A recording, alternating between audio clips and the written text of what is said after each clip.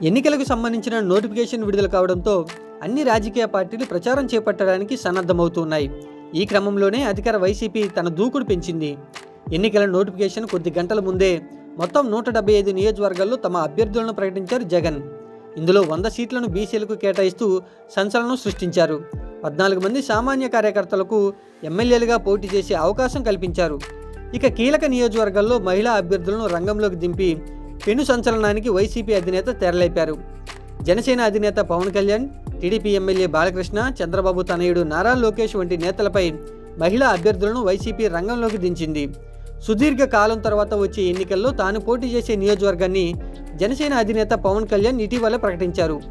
రాబోయే ఎన్నికల్లో తాను పిఠాపురం నియోజకవర్గం నుంచి పోటీ చేసినట్లు ఆయన తెలిపారు. గత ఎన్నికల్లో పోటీ చేసిన 2 చోట్ల ఓడిపోయిన పవన్ తనకు పిఠాపురం అయితే సేఫ్గా ఉంటుందని అక్కడి నుంచి పోటీ చేయడానికి రెడీ అవుతూ ఉన్నారు. అయితే పవన్ కళ్యాణ్పై మహిళా నేతను వైసీపీ రంగంలో దించి గట్టి షాకే ఇచ్చింది. కాకినాడ ఎంపీ వంగా గీతను పిఠాపురం అభ్యర్థిగా జగన్ ప్రకటించారు. గత ఎన్నికల్లో ఎంపీగా పోటీ చేసిన వంగా గీత ప్రస్తుతం పవన్పై ఎమ్మెల్యే అభ్యర్థిగా పోటీ చేయడానికి రెడీ అవుతూ ఉన్నారు.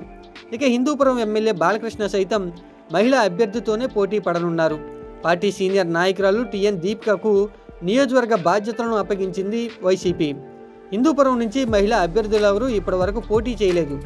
ఏ పార్టీ కూడా ఓ మహిళా నాయకురాలను తమ అభ్యర్థిగా ఎన్నికల బరిలో నిలపలేదు. అందుకే జగన్ ఈ నిర్ణయం తీసుకున్నారని తెలుస్తుంది. ఇక టీడీపీ అధినేత చంద్రబాబు తనయుడు నారా లోకేష్పై కూడా మహిళా అభ్యర్థి బరిలో ఉండడం విశేషం. మంగళగిరి వైసీపీ నుంచి మురుగుడు లావణ్య పేరును పార్టీ అధిష్టానం ఖరారు చేసింది.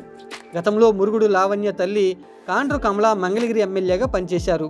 మంగళగిరిలో ఇన్ఛార్జీలను మారుస్తూ పొలిటికల్ గేమ్ ఆడిన వైసీపీ చివరికి మురుగుడు లావణ్యకు టికెట్ ఖరారు చేసింది. దీంతో కీలక 3 నియోజకవర్గాల్లో మహిళా అభ్యర్థులను బరిలోకి దింపడం జగన్ వ్యూహంలో భాగమని తెలుస్తుంది.